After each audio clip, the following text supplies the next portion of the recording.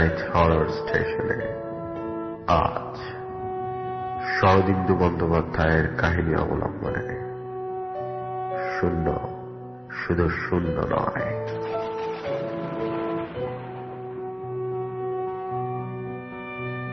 গল্পটি লেখা হয় আজ থেকে প্রায় ৫৮ বছর আগে। সেকালের লেখ্য গদ্যকে একালীন জরিপ বাংলায় আনতে হয়েছে বলে আমরা বিশেষ ক্ষমা প্রার্থী। গল্পটি ভৌতিক হলেও ভয়ঙ্কর নয়। শুরু হচ্ছে শূন্য, শুধু শূন্য নয়। গল্পে গৌরমোহনের ভূমিকায় অনিকেত, ছায়ার ভূমিকায় কোয়েল, মোহনলালের ভূমিকায় সৌম্য, শশীমুখীর ভূমিকায় রিয়া, স্টেশন মাস্টার মুদি ও কথকের ভূমিকায় সায়ক। শুনতে থাকুন মিডনাইট হরর স্টেশন।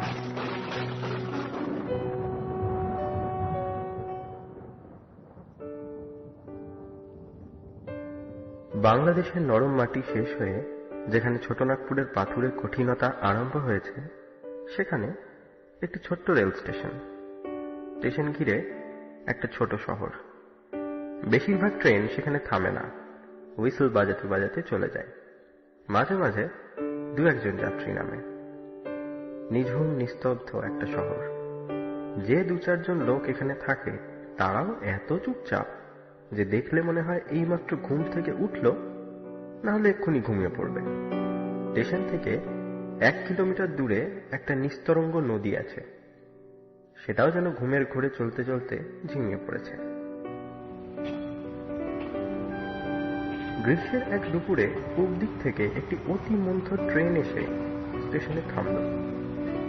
একটা বছর 23 ছেলে গাড়ি থেকে নামল। ভদ্রশ্রেণীর বাঙালি যুবক, সঙ্গে বেশ কয়েকটা বড়সড় ট্রাভেলিং ব্যাগ। সেই সমস্ত লটবহর গাড়ি থেকে নামাতে ট্রেনটা ফোঁস ফোঁস শব্দে হুঙ্কার ছেড়ে গতি নিল। ছেলেটার চেহারা শৌখিন, লম্বা, রোগা গরম, মাথায় ঢেউ খেলানো চুল, কান পর্যন্ত জুলপি নেমে এসছে, পাতলা গোঁফ, চোখে ধোঁয়াটে কাচের চশমা। এদিক ওদিক তাকিয়ে সে কাউকে দেখতে পেল না। অগত্যা সে স্টেশন মাস্টারের ঘরে গিয়ে টোকা দিল। স্টেশন মাস্টার মাঝবয়সী হিন্দুস্থানী। ছেলেটাকে দেখে তিনি সোজা হয়ে বসলেন। মোটা কাছের ভিতর দিয়ে অবাক হয়ে তাকালেন। এই স্টেশনে এই ধরনের যাত্রী তিনি বিশেষ দেখেননি। ছেলেটা বলল, স্টেশনে কুলি দেখছি না, কুলি কোথায়? স্টেশন মাস্টার এসে দরজার কাছে দাঁড়িয়ে আরো কিছুক্ষণ ছেলেটাকে অবাক হয়ে দেখলেন, কিন্তু উত্তর দিলেন না। কারণ উত্তর দিলে বলতে হয় স্টেশনের একমাত্র কুলি তারই হুকুমে তাল গাছে চড়ে তারির ভার নামাতে গেছে। তিনি পাল্টা প্রশ্ন করলেন, আপনি কোথায় যাবেন? যুবক বলল, কাছেই বাজপড়া বাংলা আছে, সেইখানে। স্টেশন মাস্টারের চোখ দুটো যেন এবার চশমা ছেড়ে বেরিয়ে এলো। কিছুক্ষণ চুপ করে থেকে তিনি বললেন, বাজপড়া বাংলা? মোহনলাল শেঠের কুঠি? সেখানে তো কেউ নেই, তালা লাগানো। ছেলেটা পকেট থেকে চাবি বের করে বলল, এই যে বাড়ির চাবি। মোহনলাল আমার বন্ধু, আমাকে তার বাংলায় থাকতে দিয়েছেন। ও তা। স্টেশন মাস্টারের গলার ভিতর যেন ব্যাঙ ডেকে উঠল। আপনি ওখানেই থাকবেন? ছেলেটা ভুরু তুলে বলল, থাকবো না কেন? স্টেশন মাস্টার সন্তর্পণে ঘরের বাইরে এসে বললেন, ও বাংলায় থাকবেন না। সে কি, কেন? ও বাংলায় দেও আছে। ছেলেটা একটু হেসে বলল, দেও মানে ভূত? স্টেশন মাস্টার ঘাড় নেড়ে সম্মতি জানালেন। ছেলেটা বলল, ভালোই হলো, একজন সঙ্গী পাওয়া যাবে। স্টেশন মাস্টার এবার গম্ভীর হয়ে গেলেন। হাত বাড়িয়ে বললেন, আপনার টিকিট। বাইরে গিয়ে মুদির দোকান দেখা গেল। দোকানটা একধারে মুদি আর ময়রার দোকান। একদিকে চাল, ডাল, মশলা, অন্যদিকে লাড্ডু, মিঠাই। ময়রা দোকানে বসে পকোড়া ভাজছিল। ছেলেটাকে দেখে সচকিত হয়ে উঠল। সমস্ত শুনে তার একদম চক্ষু স্থির হয়ে গেল। ভূতের বাড়িতে মানুষ থাকবে এত বড় বুকের পাটা? যা হোক, মোট বাওয়ার কথা বলতে মুদি আপত্তি করল না। দোকান ছাড়বার আগে মুদি একটা পুটুলিতে কিছু মিষ্টি আর তেলে ভাজা বেঁধে দিল। মোটর গাড়িতে চলতে চলতে ছেলেটা জিজ্ঞেস করল, সঙ্গে খাবার নিলে যে? বাজপড়া বাড়ি কি অনেক দূর? মুদি বলল, জি না, কাছে। খাবার নিলাম যে ওকে চড়াবো বলে। ও ভূতকে খেতে দেবে? খাসা ভূত তো পিন্ডি খায় না, তেলে ভাজা খায়। জি, আমরা সবাই পালা করে ভোগ দিই। ভোগ না দিলে কি হয়? তা কি বলা যায় হুজুর, ঘরে আগুন লেগে যেতে পারে। ভূতকে তোমরা কেউ দেখেছো? গোয়ার দিকে কেউ কেউ দেখেছিল, এখন আর দেখা যায় না। ভূত 5 বছর 10 বছরের কথা। যারা বজ্রাঘাতে মারা গেছিল তাদেরই একজন ভূত হয়ে আছে। বাজপড়া বাড়ির একটা ইতিহাস আছে। 15-16 বছর আগে মদন শেঠ নামে একজন ধনী ব্যবসায়ী এই বাড়ি বানিয়েছিলেন। বছরে 2-1 এসে থাকতেন। বাড়ি খালি থাকলে তার ব্যবসার অংশীদার নিধিরাজ মল্লিকও মাঝে মাঝে আসতেন। বছর 10 আগে একবার নিধিরাজ এখানে এসে বাস করছিলেন, সঙ্গে স্ত্রী ও অল্প বয়স্ক পুত্রকন্যা ছিল। গ্রীষ্মকাল, একদিন হঠাৎ ঝড় উঠল। থামলে দেখা গেল বাড়ির মাথায় বাজ পড়েছে। নিধিরাজ ও তার পরিবারের কেউ বেঁচে নেই। খবর পেয়ে যখন মদন শেঠ এসে পৌঁছালেন, তখন অধিকাংশ মরা শিয়ালে টেনে নিয়ে গেছে। সেই যে বাড়িতে তালা লাগিয়ে তিনি প্রস্থান করলেন, আর ও বাড়িতে কেউ থাকেনি। তার পুত্র মোহনলাল এখন এ বাড়ির মালিক। বন্ধুকে বিপদ থেকে উদ্ধার করতে তাকে সে বাড়িতে থাকতে দিয়েছে। সেই সূত্রেই গৌরমোহনের এখানে আসা। অবশ্য আসার একটা অন্য কারণও আছে। গৌরমোহন সাহা বড়লোক ব্যবসাদারের একমাত্র সন্তান। বড়লোকের ছেলে হয়েও সে যখন ছবি আঁকা নিয়েই জীবন কাটাতে চাইল, তখন সেসব সামলাতে না পেরে সেই দুঃখেই তার বাবা ইহলোক ত্যাগ করলেন। বাড়িতে থাকলো গৌরমোহন আর তার সৎমা শশীমুখী। শশীমুখী সৎমা হলেও গৌরমোহনকে ভালোবাসতেন। তার আর ছেলে মেয়ে ছিল না। ছেলের ইহকাল পরকাল নষ্ট হয় দেখে তিনি তার বিয়ের আয়োজন করলেন। কারণ পুরুষ মানুষের মন সংসারে আটকে রাখার জন্য বিয়েই সব থেকে বড় অস্ত্র। কিন্তু গৌরমোহনের তপভঙ্গের সমস্ত চেষ্টা ব্যর্থ করে একাগ্র মনে শুধু ছবি এঁকে চলল। এদিকে শশীমুখীও হাল ছাড়লেন না। মেয়ের রূপ যৌবনের বিপুল বর্ণনা শুনেও যখন গৌরমোহন টলল না, তখন শশীমুখী যুক্তিতর্কের পথ ছেড়ে অন্য রাস্তা ধরলেন। একদিন গৌরমোহনকে বললেন, পরশু রবিবারে ওরা তোমাকে আশীর্বাদ করতে আসবে। সব ঠিক হয়ে গেছে, আর দেরি করা চলবে না। নোটিস না, সমন না, একেবারে গ্রেপ্তারি পরোয়ানা। গৌরমোহনের মাথায় আকাশ ভেঙে পড়ল, কিন্তু সে মায়ের সাথে তর্ক করে না। সে ছুটে গেল বন্ধু মোহনলালের কাছে। সে বুদ্ধি দিল কিছুদিন অজ্ঞাতবাসে কাটাতে পারলেই মাতৃদেবী ধাতস্থ হবেন। অতঃপর এই ভুতুরে বাড়িতে অজ্ঞাতবাস। 15 মিনিট পরে লটবহন নিয়ে গৌরমোহন বাজপড়া বাড়ির সামনে এসে দাঁড়ালো। ভাঙাচোরা পাঁচিলে ঘেরা বিঘাখানেক শুকনো আগাছায় ভরা একটা জঙ্গল। তার মাঝখানে ছোটখাটো একতলা একটি বাড়ি। ভিতরে ঢোকার দরজাটা অদৃশ্য হয়ে গেছে, খালি দুটো থাম দাঁড়িয়ে আছে। মুদি হাতের পুটলিটা পাকুড় গাছের ডালে ঝুলিয়ে দিল। গৌরমোহন রসিকতা করে বলল, ভূত বুঝি ওই গাছে বসে খানাপিনা করে? মুদি উত্তর দিল না। বাড়ির দিকে চলতে চলতে গৌরমোহন দেখল দরজা থেকে আরম্ভ করে বাড়ির ভিতর পর্যন্ত আগাছার মধ্যে দিয়ে একটা পায়ে চলা রাস্তার চিহ্ন গেছে। এই বাড়িতে কেউ থাকে নাকি? মুদি চোখ তুলে বলল, কে থাকবে হুজুর, কারা তো তাও। কেন, চোর ডাকাত? গৌরমোহন ভাবল হয়তো শিয়াল কুকুর এদিক ওদিক যাতায়াত করে। সদর দরজায় মোর্চে ধরা তালা লাগানো। কিছুক্ষণ চেষ্টা করার পর তালা খুলে গেল। সে বাড়ির ভিতর ঢুকে গেল। কিন্তু এ কি, ঘরের মেঝে তকতক করছে, কোথাও অপরিচ্ছন্নতার চিহ্ন নেই। যেন অতিথি আসবে বলেই সব ঝেড়ে মুছে পরিষ্কার করে রেখেছে কেউ। অন্য ঘরগুলোয় গিয়ে দেখল সেগুলোর একই অবস্থা, সমস্তই ঝাড়া মোছা, ব্যবহারে সুমার্জিত। বহুদিন বাড়ি বন্ধ থাকলে যে অস্বাস্থ্যকর স্যাঁতস্যাঁতে গন্ধ পাওয়া যায় তাও একেবারেই নেই, বরং অন্য একটা গন্ধ নাকে এলো, মানুষের গন্ধ। কিন্তু সে গন্ধই বা এখানে আসবে কি করে? বাড়ি যে তালা বন্ধ ছিল। গৌরমোহনের গায়ে কাঁটা দিলেন। মোদি ও তার দুজন সঙ্গী মোটঘাট নামিয়ে অপেক্ষা করছিল। গৌরমোহন তাদের মজুরি দিল। মুদি বলল, হুজুর, আজ রাতে খাওয়া দাওয়া কি হবে? আজ রাত্রিরে কিছু দরকার হবে না, আমার সঙ্গে যা আছে তাতেই চলে যাবে। যদি কিছু দরকার হয় কাল সকালে তোমার দোকানে যাব। মুদি চলে গেল। গৌরমোহন বাড়ির ভিতরে এলো। এককালে হয়তো বাড়ি ঘিরে ফুলের বাগান ছিল, এখন তার চিহ্ন মাত্র নেই। বর্ষার জলে যে আগাছাড়া জন্মায় সেগুলোও শুকিয়ে গেছে। তার ভিতর দিয়ে অস্পষ্ট পায়ে হাঁটা পথের ইশারা।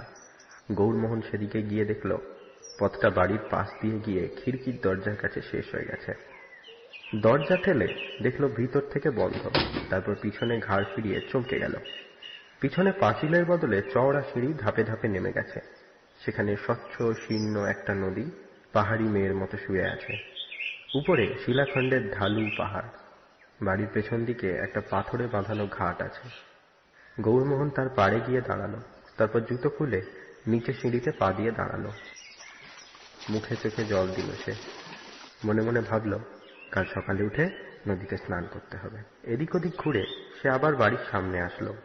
সূর্য দিগন্ত রেখা স্পর্শ করেছে। হঠাৎ একটা কথা মনে পড়ে যাওয়ায় সে দ্রুত পায়ে ফটকের দিকে চলল। ফটকের পাকুড় গাছটার নিচে ছায়া হয়ে এসছে। সেখানে গাছের ডালে মুদি খাবারের পুটলিটা টাঙিয়ে দিয়েছিল। সেখানে গিয়ে সে থমকে দাঁড়ালো। পুটলিটা নেই। গ্রীষ্মকালে সূর্যাস্তের পর দিনের আলো বেশিক্ষণ থাকে না। তাই অন্ধকার হওয়ার আগেই গৌরমোহন গিয়ে নিজের জিনিসপত্র গুছোতে লাগলো। অবশ্য সব জিনিসপত্র মোট খুলে বার করার প্রয়োজন নেই, কিন্তু কিছু জিনিস আজ রাত্রেই প্রয়োজন হবে। লণ্ঠন, মোমবাতি, স্টোভ ইত্যাদি, এবং বিছানা। বাড়িতে আসবাবপত্র কিছুই ছিল না। গৌরমোহনের মনে পড়ল, একটা ঘরে সে একটা লোহার খাট দেখেছে। সে গিয়ে আবার দেখে আসলো, হ্যাঁ, পশ্চিম দিকের ঘরের কোণে একটা সরু লোহার খাট আছে। সে খাটটাকে টেনে জানলার সামনে আনলো। জানলায় মোটা মোটা গড়ান আছে, কিন্তু কাঁচ বেশিরভাগ ভাঙা। গ্রীষ্মকালে তাতে কোনো অসুবিধা নেই। গৌরমোহন হোলডল টেনে এনে বিছানা পেতে ফেলল। বিছানা বালি সবই নতুন, বন্ধু মোহনলাল জোগাড় করে দিয়েছে।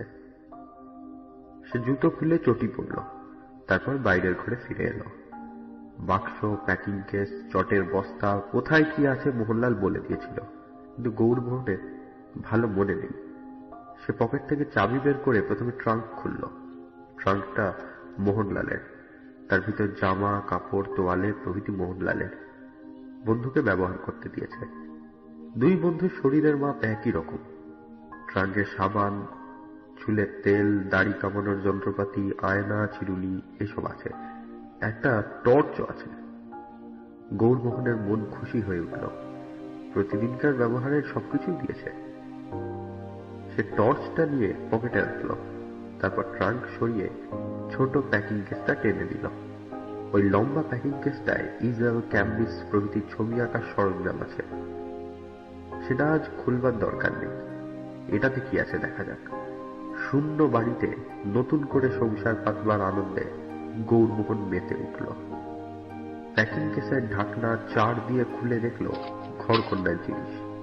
একটা ছোট্ট হ্যারিকেন, 2 বান্ডিল মোমবাতি, টোপ, স্পিরিটের বোতল, চায়ের প্যাকেট, টিনের দুধ, চিনি, কেটলি, টিপট, পিরিচ, পেয়ালা, এমনকি দুধের টিন খুলবার যন্ত্রটা পর্যন্ত বাদ যায়নি। গৌরমোহনের মন তৃপ্তিতে ভরে উঠল। তেমনি চায়ের পিপাসাও পেল। তার বিকেলবেলা চা খাওয়া হয়নি।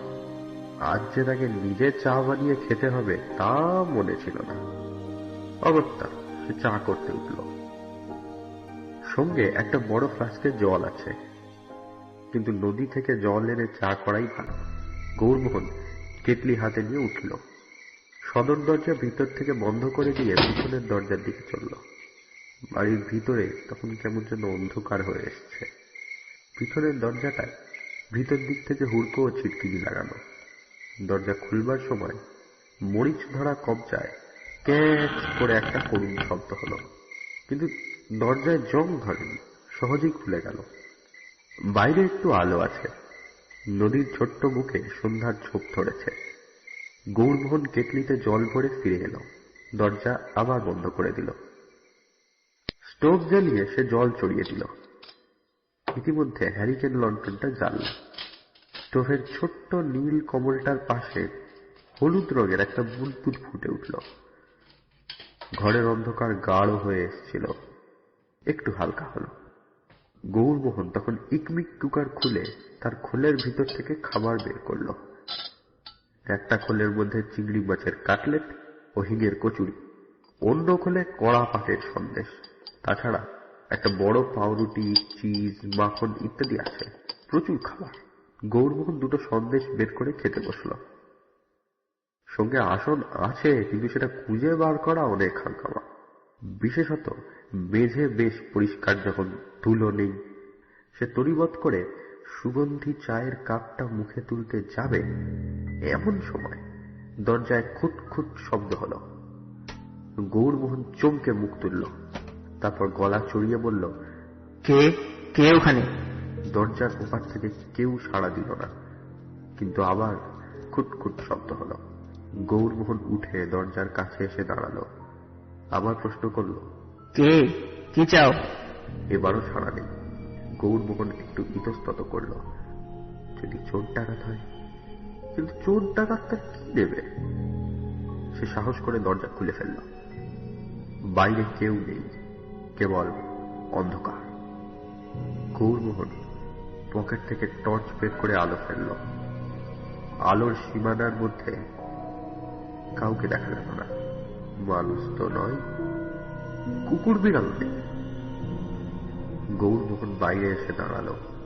টর্চের আলো গোল করে যতটা জায়গায় পড়েছে তার বাইরে কিছু দেখা যায় না। এলোমেলো বাতাস বইছে। গৌরমোহন এদিক ওদিক ঘুরে ফিরে দেখল, ভাবল হয়তো হাওয়ার ধাক্কায় দরজায় শব্দ হয়েছিল। দরজা বন্ধ করে দিয়ে সে চা খেতে বসল। বসেই কিন্তু চমকে উঠল।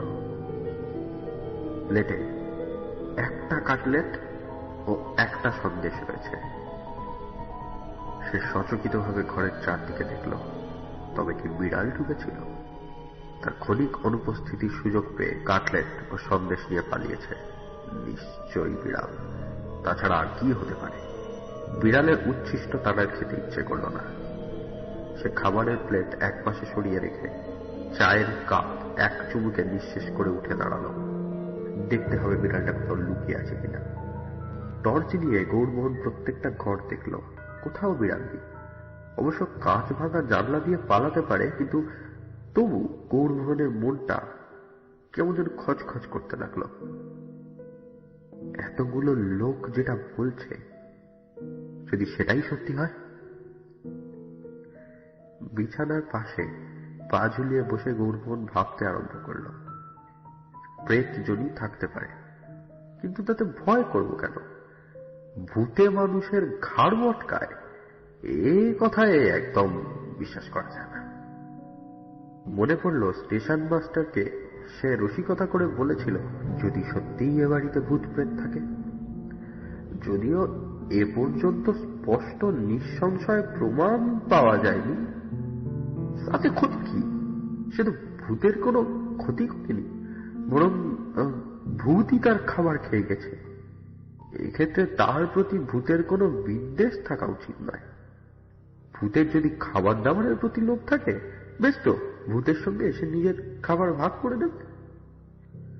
এইসব কথা ভেবে গৌরমোহন মনকে দৃঢ় করছে, এমন সময় বাইরের ঘর থেকে অস্পষ্ট একটা শব্দ তার কানে এলো। এতক্ষণ সে লক্ষ্য করেছিল বাড়ির ভিতরে কি বাইরে কোথাও এতটুকু শব্দ নেই। ঝিঝির আওয়াজ পর্যন্ত শোনা যাচ্ছে না। হাওয়া উঠে যে শব্দের সৃষ্টি করেছিল তাও থেমে গেছে। তাই এত গভীর স্তব্ধতার মাঝে সামনের ঘরের সামান্য আওয়াজটা সে শুনতে পেল। গৌরমোহন নিঃশব্দে উঠে দাঁড়ালো। হ্যারিকেন ল্যান্টার্নটা সামনেই জ্বলছিল। সে পা টিপে টিপে গিয়ে উঁকি মারল, কেউ নেই। সে টর্চ জেলে দ্রুত ঘরের চারিদিকে ঘোরালো। সদর দরজা আগের মতোই বন্ধ, ঘর শূন্য। কিন্তু বিড়ালের উচ্ছিষ্ট বলে যে খাবারগুলো সে সরিয়ে রেখেছিল সেগুলো নেই। প্লেট খালি। গৌরমোহন মনে মনে মন্তব্য করল, পেটু ভূত, তেলে ভাজা থেকে সন্দেশ কিচ্ছু বাদ দেয় না। গৌরমোহন হাতের ঘড়ি দেখল, 8:30। গ্রীষ্মকালের পক্ষে এমন কিছু বেশি রাত্রি না, কিন্তু সঙ্গীহীন অবস্থায় কারোর সাথে কথা না বলে কতক্ষণ জেগে থাকা যায়? ট্রেন জার্নিতেও শরীর ক্লান্ত, সুতরাং খাওয়া দাওয়া শেষ করে শুয়ে পড়া যেতে পারে। কাল ভোরে উঠে নদীতে স্নান করতে হবে। গৌরমোহন খাওয়া দাওয়া শেষ করলো। তারপর একটা কৌটোয় কিছু খাবার রেখে ঢাকনা বন্ধ করে একপাশে সরিয়ে রাখলো। বিড়াল ঢাকনা খুলতে পারবে না, কিন্তু ভূতের যদি খিদে পায় সে স্বচ্ছন্দে খেতে পারবে, তাহলেই নিঃসংশয় প্রমাণ পাওয়া যাবে। সামনের এবং পেছনের দরজা বন্ধ আছে কিনা ভালো করে দেখে সে শুয়ে পড়ল। লণ্ঠনটা কমিয়ে ঘরের এক কোণে রাখলো। টর্চ বালিশের পাশে থাকলো। খোলা জানলা দিয়ে ফুসতে বাতাস আসছে। আকাশের দক্ষিণ দিকে কয়েকটা উজ্জ্বল তারা দেখা যাচ্ছে। গৌরমোহন শুয়ে শুয়ে ভাবতে লাগলো, বাড়িটা খাসা, এতদিন শূন্য পড়ে আছে, কিন্তু মনে হয় না পুরো বাড়ি। কে বাড়িটা এরকম ঝকঝকে টকটকে করে রাখে? ভূত হয়তো আছে, কিন্তু নিরীহ ভূত। কোন রকম গন্ডগোল তো করেনি। ভূতের সঙ্গে ভাবসাব করে কথাবার্তা বলা যায় নাকি? ঘুমে তার চোখ জড়িয়ে আসতে লাগলো। কলকাতায় মাতৃদেবী বোধ করি খুবই উদ্বিগ্ন হয়েছেন, কিন্তু উপায় কি? এই দুম্ব মেয়েটাকে সে কিছুতেই বিয়ে করবে না। গৌরমোহনের ঘুম ভাঙল সকাল 5টার সময়। বাইরে দিনের আলো ঝলমল করছে। সূর্য উঠতে দেরি নেই। সে উঠে বসে আড়মোড়া ভেঙে হাই তুলল। রাত্রে ঘুমটা ভালো হয়েছে। এক ঘুমে রাত কাবার হয়ে গেছে। ভূতের উৎপাত কিছু হয়নি। তবু তার মনে হলো ঘুমের মধ্যে সে নানা রকম স্বপ্ন দেখেছে। কে যেন তার খাটের চারপাশে সারা রাত্রি ঘুরে বেরিয়েছে, মাথার কাছে দাঁড়িয়ে মুখের উপর ঝুঁকে দেখবার চেষ্টা করেছে। পাখির পালকের মতো নরম হাতে তাকে স্পর্শ করেছে। কিন্তু সেরা স্বপ্ন। গত রাত্রে জেগে জেগে যে সংশয়গুলো মনে ঘুরছিল তাই নবরূপ দিয়ে স্বপ্নে দেখা দিয়েছে।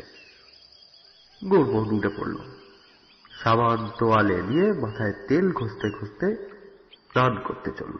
সূর্যোদয়ের আগে স্নান করলে সারাদিন শরীর ঠান্ডা থাকে। খিড়কির দরজা খুলতে গিয়ে গৌরমোহন আজ প্রথম ধাক্কা খেল। খিড়কির দরজা ভেজানো রয়েছে বটে, কিন্তু খিল ও ছিটকিনি খোলা। তার বুকের ভিতরটা একবার থক করে উঠল। কাল রাতে শোয়ার আগে সে ভালো করে দেখে গিয়েছিল দরজা বন্ধ আছে। তবে সে স্থির হয়ে চিন্তা করল, ভূত আছে। কাল রাতে দরজা বন্ধ করার সময় সে বাড়ির মধ্যে ছিল। তারপর কোনো সময় দরজা খুলে বাইরে গেছে। কিন্তু এ কি রকম ভূত? বাইরে যাবার জন্য সে দরজা খোলে কেন?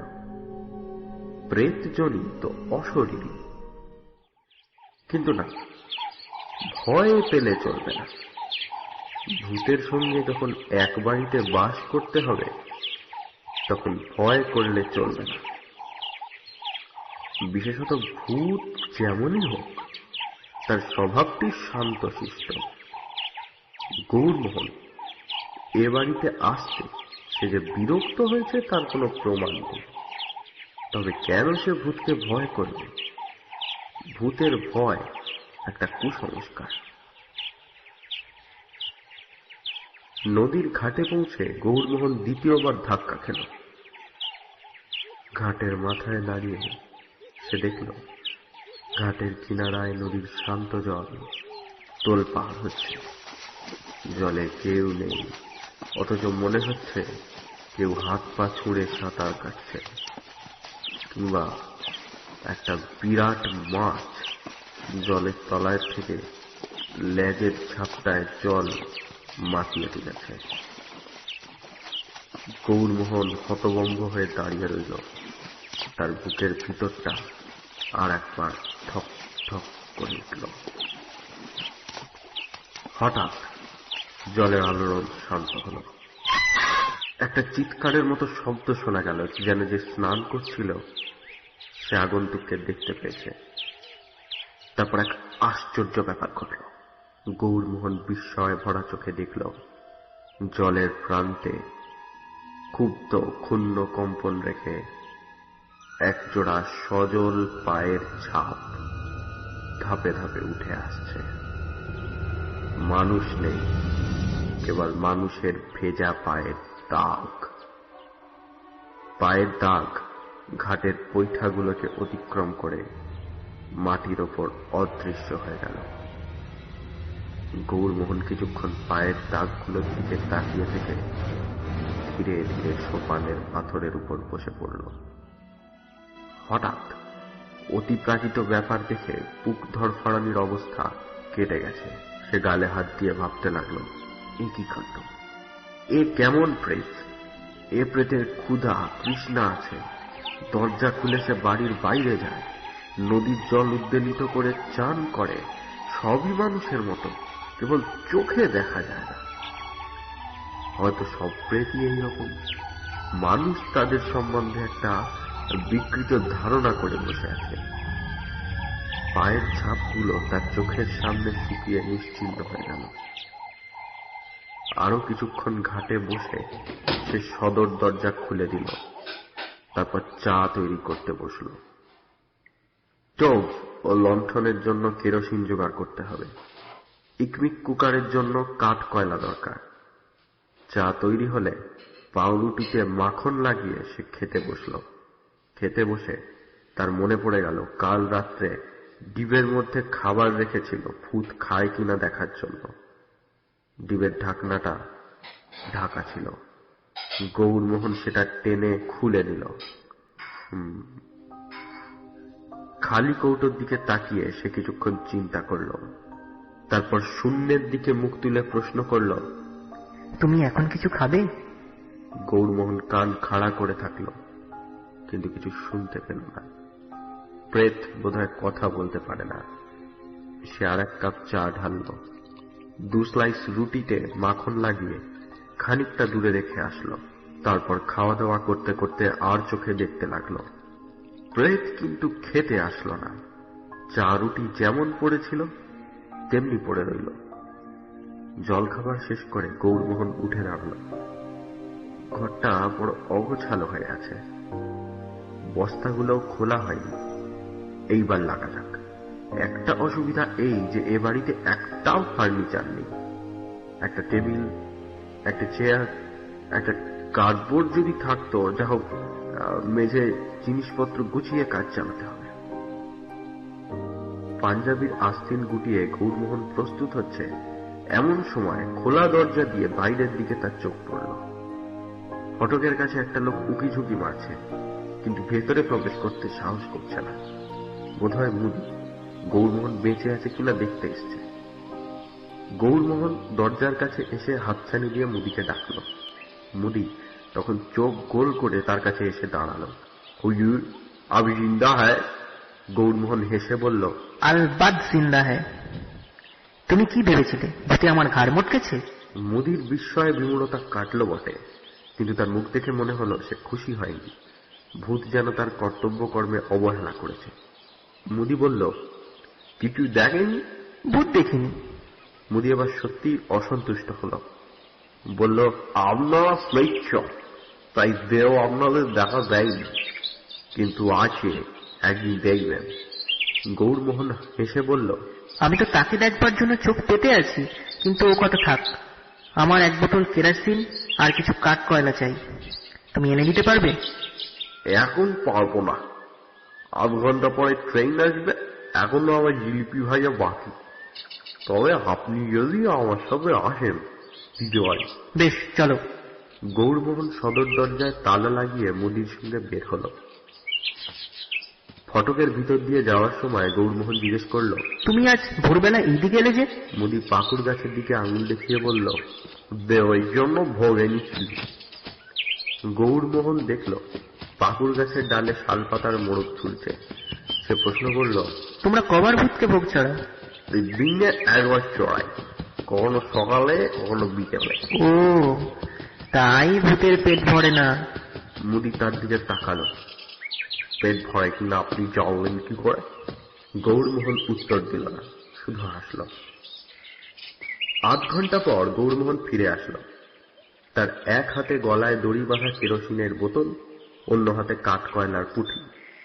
ফটক পার হওয়ার সময় সে দেখল পাকুর গাছের ডালে খাবারের মোড়ক যেমন ঝুলছিল তেমনি ঝুলছে। ভূত নিয়ে যায়নি। গৌরমোহন মনে মনে হাসল। ভূতের বোধহয় লাড্ডু ও পকোড়াতে আর রুচি নেই। তালা খুলে ঘরে প্রবেশ করে সে থমকে দাঁড়াল। ঘরটা পরিষ্কার ভাবে ঝাঁট দেওয়া, কিন্তু জিনিসপত্র মোট ঘাট একটাও সেখানে নেই। গৌরমোহনের চক্ষু স্থির হয়ে গেল। কেরোসিনের বোতল এবং কয়লা নামিয়ে রেখে সে ছুটে ভেতরে গেল। তার শোয়ার ঘরটাও পরিষ্কার আছে এবং তার ট্রাঙ্কটা ঘরের একপাশে রাখা আছে। গৌরমোহন অন্য সব ঘরগুলোতে গিয়ে দেখল তার কোনো জিনিস খোয়া যায়নি। যে জিনিসগুলো খোলা হয়নি সেগুলো অন্য একটা ঘরে রাখা আছে। ইকমিক কুকার, স্টোভ রান্নাঘরে রাখা আছে। যে দুটো কাপে সে চা খেয়েছিল সে দুটো ধোয়া মোছা অবস্থায় রান্নাঘরে আছে। প্লেট দুটো তাই। গৌরমোহন প্রকাণ্ড একটা হাঁফ ছেড়ে গদগদ কণ্ঠে বলল, তোমাকে ধন্যবাদ, আমার অনেক কাজ গুছিয়ে দিয়েছ। ভূতের কাছ থেকে কোনো প্রত্যুত্তর আসলো না, কিন্তু গৌরমোহন বেশ স্বচ্ছন্দতা বোধ করল। এমন সহৃদয় ভূতকে সঙ্গী রূপে পাওয়া ভাগ্যের কথা। ভূত তার আগমনে রাগ করেনি, বরঞ্চ খুশি হয়েছে। গৌরমোহন কাজে লেগে গেল। বস্তা, প্যাকিং কেস প্রভৃতি জিনিসগুলো যথাস্থানে সাজিয়ে রাখতে লাগলো। ছবি আঁকা জিনিসগুলোকে একটা ঘরে রেখে আসলো। এই ঘরটা হবে তার ছবি আঁকার ঘর। ঘণ্টাখানেকের মধ্যে সাজানো গোছানো শেষ হলো। তখন সে বাইরের ঘরে এসে দেখল ভূত কোন ফাঁকে কেরোসিনের বোতল এবং কয়লা রান্নাঘরে রেখে এসছে।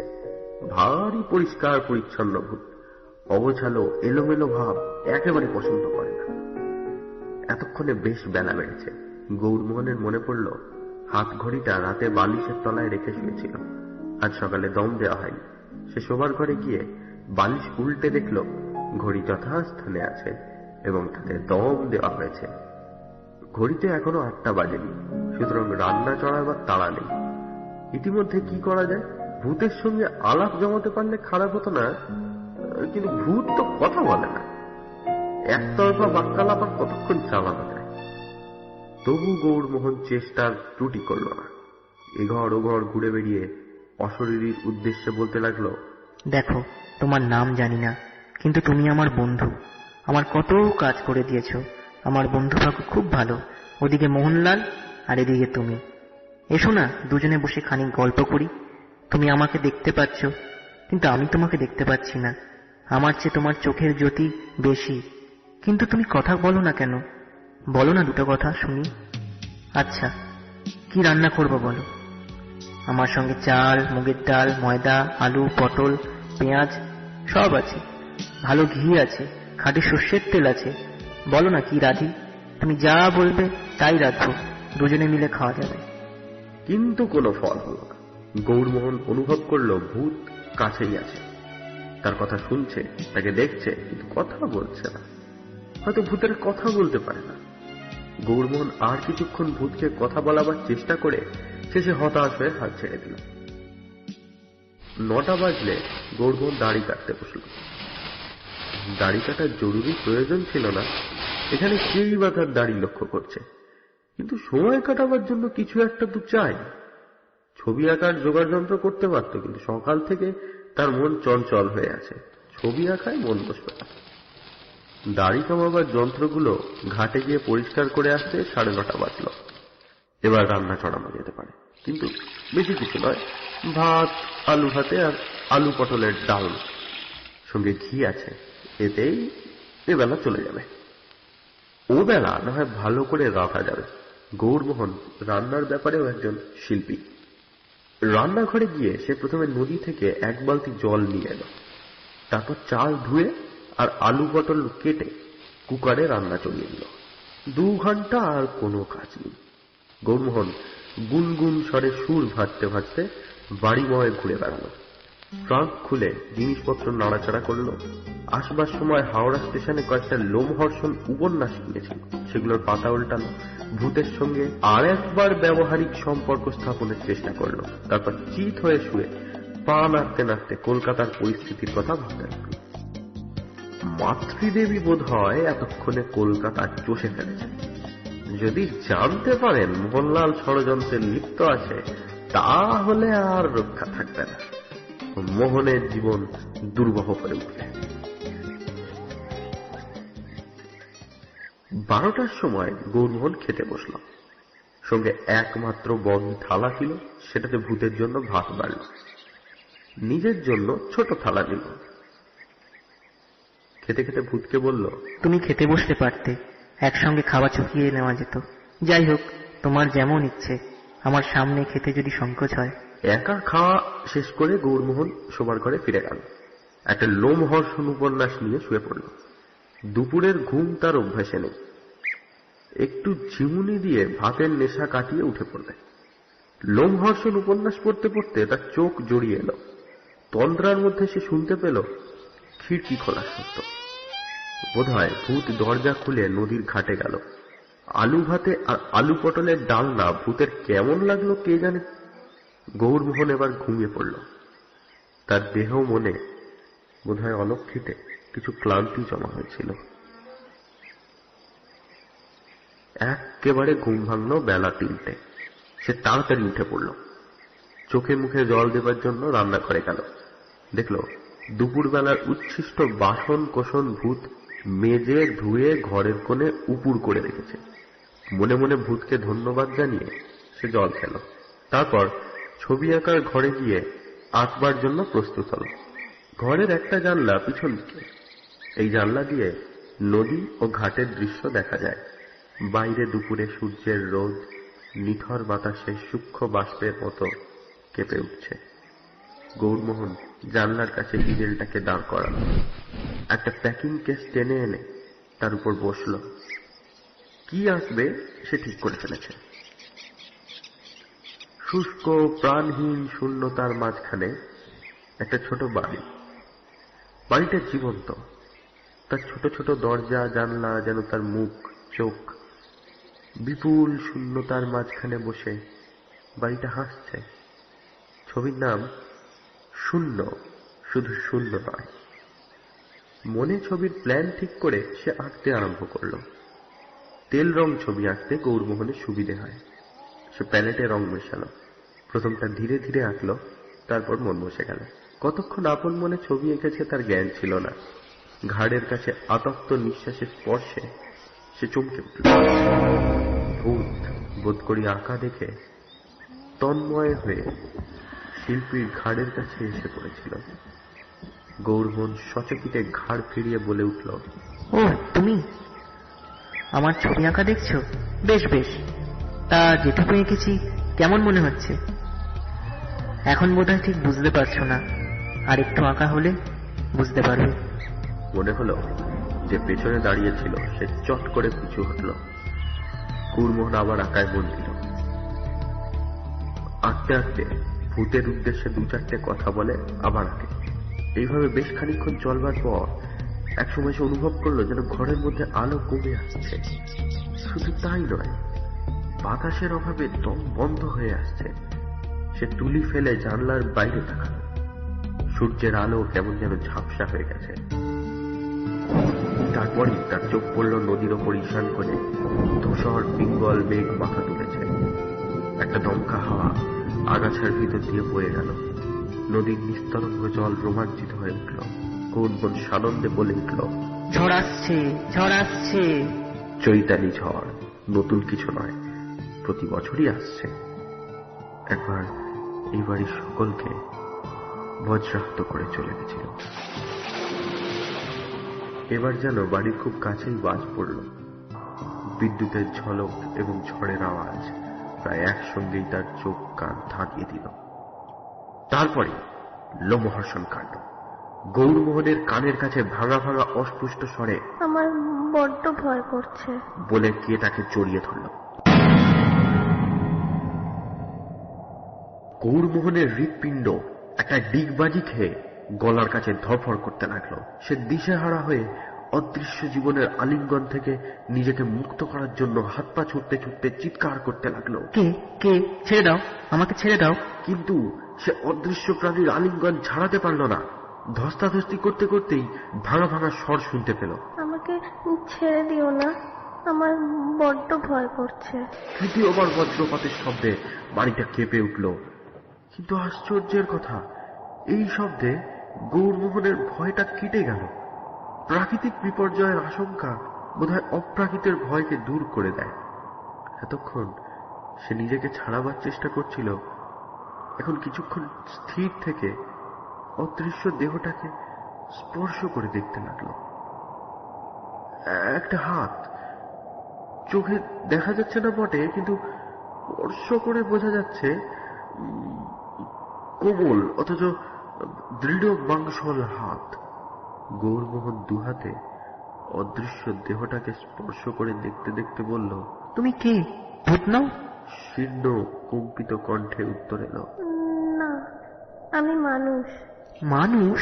কিন্তু তোমাকে যে দেখতে পাচ্ছি না। আমি আমি অদৃশ্য দেহটা থরথর করে কাঁপতে লাগলো। গৌরমোহন হাত দিয়ে অনুভব করে চলল। হাত শেষ হয়ে কাঁধ আরম্ভ হয়েছে। কাঁধের উপর অদৃশ্য চুলের গোছা, তারপর গলা, তারপর গৌরমোহন একটা খাবি খেয়ে চিৎকার করে উঠল, তুমি মেয়ে? ঝড়ের দুরন্ত অভিযান 10 দিক দিয়ে দলিত করে চলে গেছে। পিছনে পড়ে আছে ভিজে মাটি আর বাতাসের অবসান্ন নিঃশ্বাস। দুটো মানুষ খাটের কিনারায় বসে আছে, একজন অদৃশ্য আর একজন দৃশ্য। থেমে থেমে কথা হচ্ছে। গৌরমোহন চিরদিনই মেয়েদের কাছে মুখ চড়া। আজ অভাবিত ঘটনাচক্রে এই অদর্শনা যুবতীর সংস্পর্শে এসে সে আরো বিহ্বল হয়ে পড়েছে। গৌরমোহন বলল, তোমার আজ ভয় করছে না তো? উত্তর এলো, না, মেঘ ডাকলেই ভয় করে। গলার স্বর এখন একটু স্পষ্ট হয়েছে। তোমার নামটা এখনো জানা হয়নি। আমার নাম গৌর। আমার নাম ছায়া। কিছুক্ষণ চুপচাপ, তারপর গৌরমোহন হাতের ঘড়ি দেখল। 6:30 তো বেজেছে, চায়ের সময় হলো। তুমি চা খাবে তো? খাবো। চায়ের সঙ্গে লুচি আলু ভাজা, কি বলো? খাট থেকে উঠতে গিয়ে ছায়ার গায়ে গা ঠেকে গেল। গৌরমোহন লজ্জায় লাল হয়ে উঠল। রান্নাঘরে গিয়ে গৌরমোহন স্টোভ জ্বালিয়ে জল চড়িয়ে দিল। তারপর ময়দা মাখতে বসল। দেখল তার একটু দূরে বটিতে আলু কাটা হচ্ছে। চাকা চাকা আলু কাটার পর একটা বাটিতে জমা হলো। তারপর বালতির জলে ধুয়ে তার পাশে এসে উপস্থিত হলো। রাত্রে খিচুড়ি রাঁধা যাবে। তুমি খিচুড়ি ভালোবাসো তো? তেলে ভাজা আর লাড্ডু ছাড়া সব ভালোবাসি।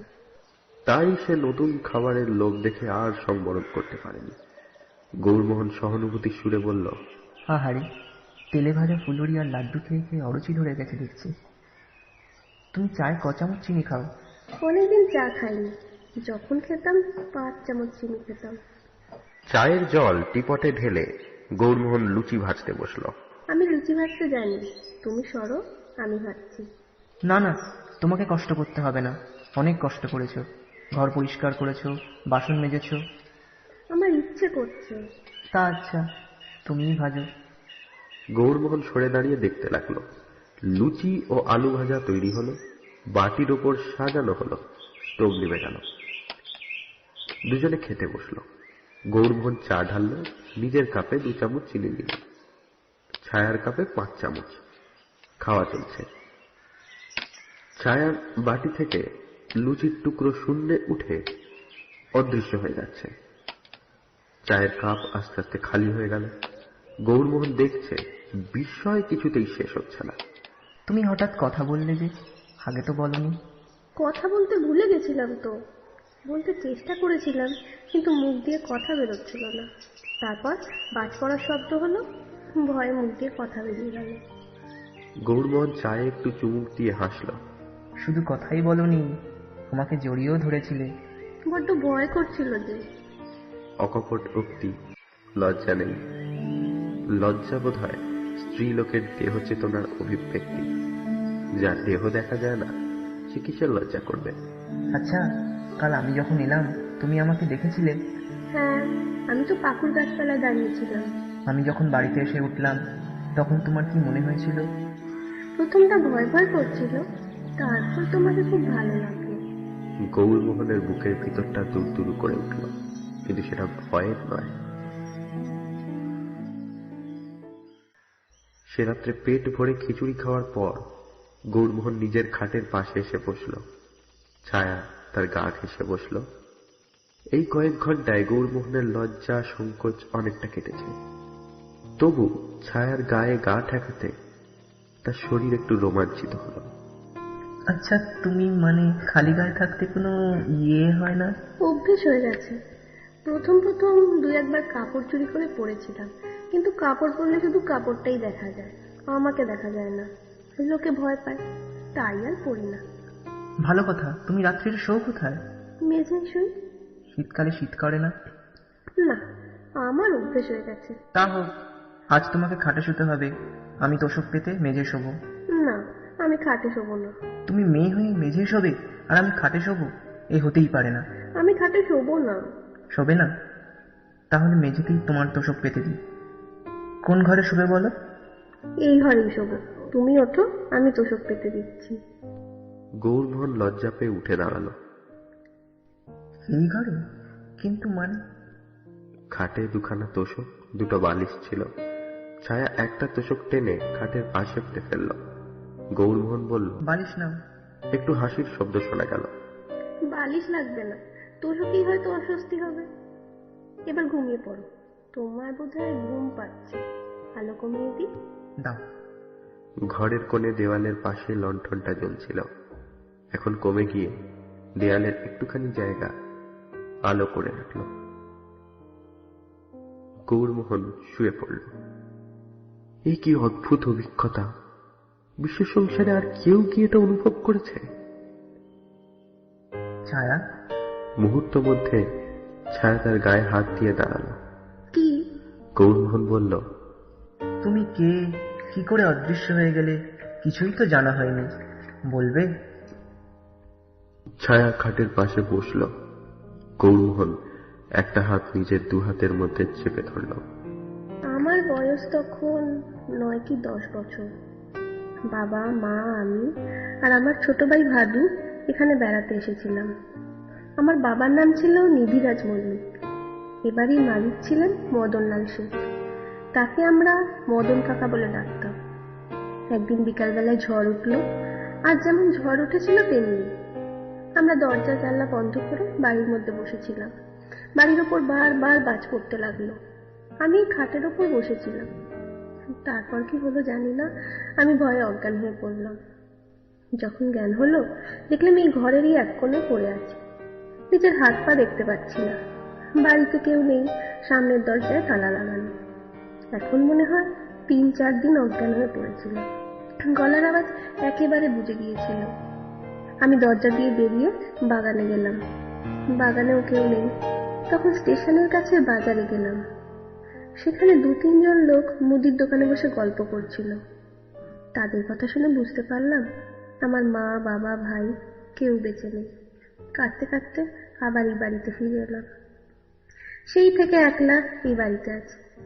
প্রথম প্রথম খিদে পেলে মুদির দোকানে গিয়ে খাবার চুরি করে খেতাম।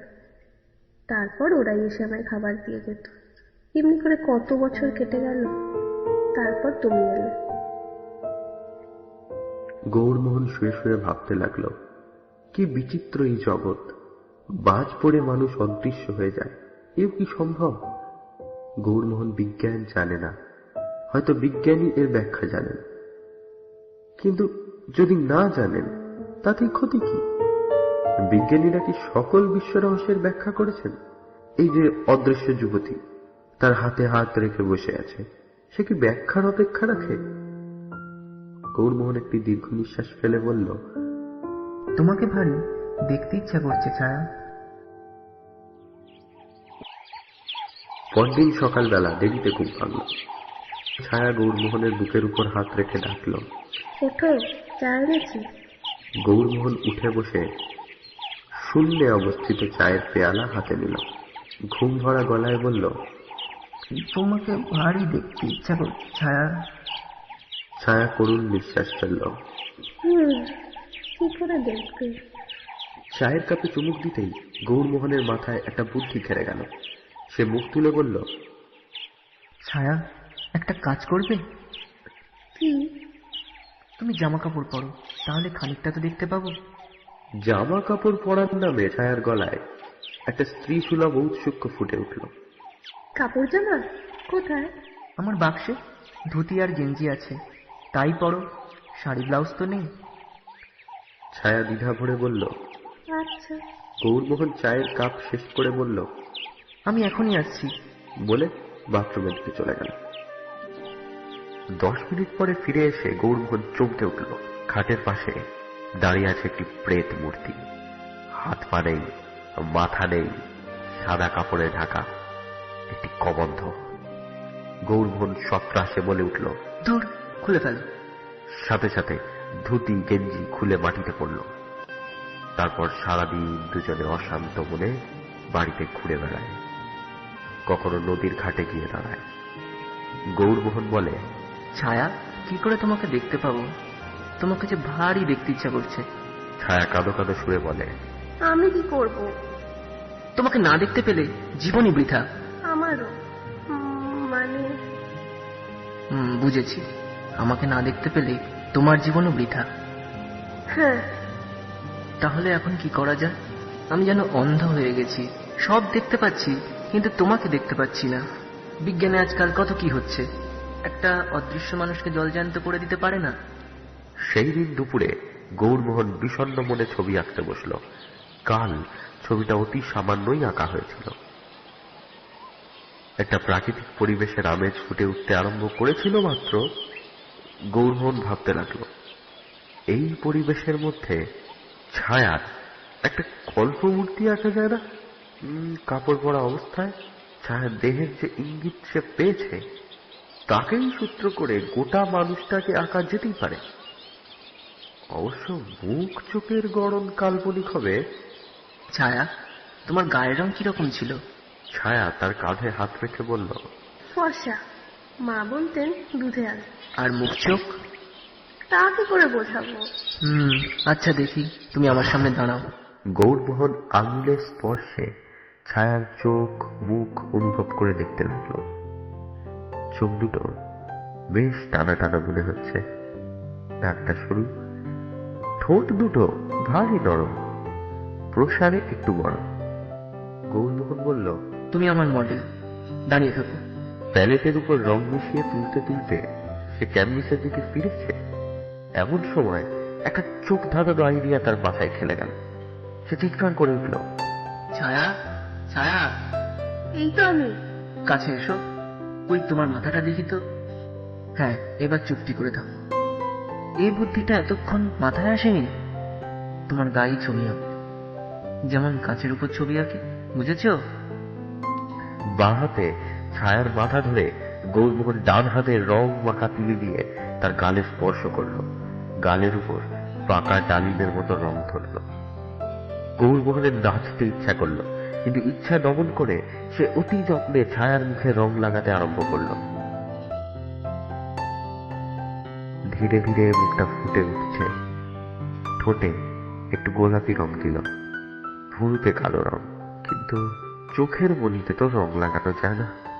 চোখ দুটি শূন্য থাকল, তবু মুখখানি চমৎকার, পান পাতার আকৃতি, একটু কৃশ।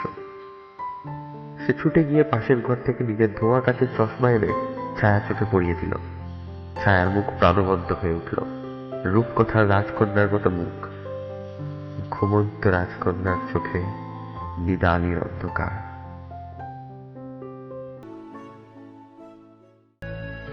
ছায়া একটু হাসল। গৌরমোহনের শিল্পী মন আর শাসন মানল না।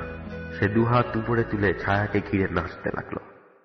তারপর নাটকীয় পরিস্থিতি, গৌরমোহনের মাতৃদেবী শশীমুখী হঠাৎ করে ঘরের দরজায় আবির্ভূত হলেন এবং গৌরমোহনকে একটি দেহহীন মুল্লুর চারপাশে নাচতে দেখে একটি অনৈসর্গিক আর্তনাদ ছেড়ে অজ্ঞান হয়ে পড়লেন। তার পিছনে গৌরমোহনের বন্ধু মোহনলাল রোমাঞ্চিত দেহে ফ্যাল ফ্যাল করে চেয়ে থাকল। শশীমুখীর আবির্ভাব কিন্তু অনৈসর্গিক নয়। গৌরমোহন ফেরার হওয়ার পর তিনি প্রচন্ড বেগে তদন্ত শুরু করে দিয়েছিলেন এবং কিছুদিন পর বুঝতে পেরেছিলেন যে মোহনলাল ষড়যন্ত্রে লিপ্ত আছে। তিনি তখন মোহনলালের কলার টিপে ধরেছিলেন। মোহনলাল বেশিক্ষণ এই কণ্ঠ নিষ্পেষণ সহ্য করতে পারেনি, সত্যি কথা বলে ফেলেছিল। তখন শশীমুখী মোহনলালকে সঙ্গে নিয়ে গৌরমোহনকে ধরতে এসেছিলেন। তারপরেই এই নাটকীয় পরিস্থিতি। গৌরমোহন কিন্তু বন্ধুর উপর রাগ করল না, বরং বলল, ভালোই হয়েছে। সে মোহনলালকে সব কথা খুলে বলল। ছায়া ইতিমধ্যে নদীতে গিয়ে মুখের রং ধুয়ে আবার সম্পূর্ণরূপে অদৃশ্য হয়েছে। সে ভীত মানুষ, এইসব গন্ডগোল দেখে সে ভয় পেয়ে গেছে। শশীমুখীর জ্ঞান হলে তিনি ভয়ার্ত চোখে একবার চারিদিকে দেখলেন, তারপর বাবা গো বলে ঊর্ধ্বশ্বাসে স্টেশনের দিকে যাত্রা করলেন। তার গতিবেগ লক্ষ্য করবার লোক সেখানে ছিল না, যদি থাকতো তাহলে দেখলে অবশ্যই চমকে যেত। পাকুড়তলায় দাঁড়িয়ে গৌরমোহন মোহনলালকে বলল, তুই মাকে নিয়ে ফিরে যা, শিগগিরই একটা পুরুষ নিয়ে আসবি, দেরি করবি না। আচ্ছা, তখন তোর বউকে ভালো করে দেখবো। আর একটা কথা, তুই তোর বাড়িটা আমায় বিক্রি করে দে ভাই। বিক্রি করবো না, বাড়িটা তোর বিয়ের যৌতুক। আচ্ছা চললাম, কাল পরশুর মধ্যেই পুরুষ নিয়ে ফিরবো। দই, সন্দেশ, মাছ, কানের গয়না, বেনারসি সব নিয়ে আসবো। মোহনলাল চলে গেল। গৌরমোহন দাঁড়িয়ে হাত কাটতে লাগলো। সবার অদৃশ্যে একটি হাত এসে তার হাতে জড়িয়ে গেল।